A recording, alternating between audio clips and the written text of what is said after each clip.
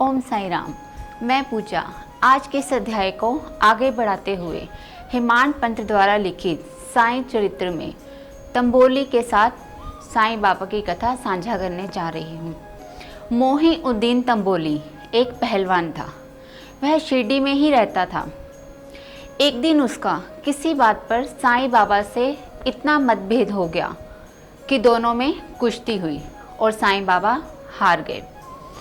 इसके बाद साईं बाबा ने अपने रहन सहन और पोशाक में एक अलग सा परिवर्तन किया।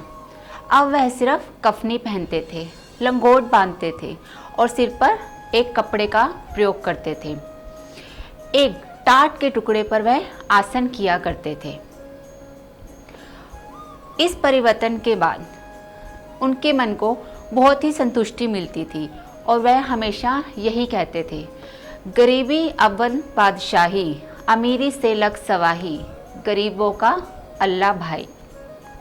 गंगागीर शिरडी आए थे। वह भी कुश्ती में बड़ी ही रुचि रखते थे। गंगागीर ने जब साईं बाबा को इस प्रकार के पोशाक और विचारों में परिवर्तन करते हुए देखा तो उन्होंने साईं बाबा से पूछा कि हे साईंनाथ, आपने अपने पोशाक और रहन सहन में जो परिवर्तन किया है, इसका क्या कारण है, कृपया मुझे बताइए। तंबोली के साथ कुश्ती के बाद मेरे अंदर जो परिवर्तन आया है वही अब्दल बादशाही है, जिसके कारण मैंने अपने विचारों में परिवर्तन ला दिया है। गंगागीर, कुछ प्रश्न ऐसे होते हैं जिनका उत्तर हमारी पोशाकों और रहन सहन पर निर्भर करता है। कुश्ती के बाद मेरे अंदर जो संतुष्टि और जो त्याग की भावना आई है, कुछ लोग समझते हैं कि मेरे अंदर निराशा के कारण मैंने अपनी पोशाकों और विचारों में परिवर्तन किया है। गंगागीर, जो पोशाक हमें दिखती है मुझे वो यह दिखाती है, मनुष्य के कल का पता है नहीं, वह अपना भविष्य देख लेता है और इस तरह उसके सपने पूरे नहीं होते। इन्हीं पोशाकों से मुझे संतुष्टि मिलती है, मेरे अंदर सब्र बढ़ता है। फिर इसके बाद मुझे कुछ और लालच नहीं रहता। मैं एक टाट के टुकड़े पर भी अपना जीवन बिता सकता हूँ।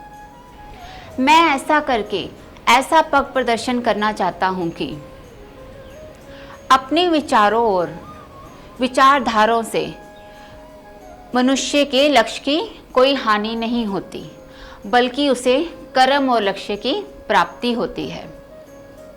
आत्मा को शुद्ध रखना, अच्छे विचारों को लाना, महंगे कपड़ों का त्याग करना, रूखा सूखा खा के गुजारा करना और अल्लाह का शुक्र करना, यही विचार और परिधान का लक्ष्य है।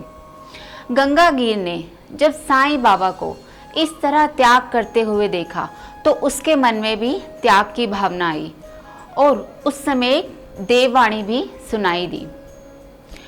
कुश्ती में शरीर लगाने से अच्छा कि क्यों ना भगवान की सेवा में अपने शरीर को सर्व किया जाए, यही परिधान है। इसके बाद वह वैराग्य की ओर झुक गए और सात्विकता को प्राप्त हुए।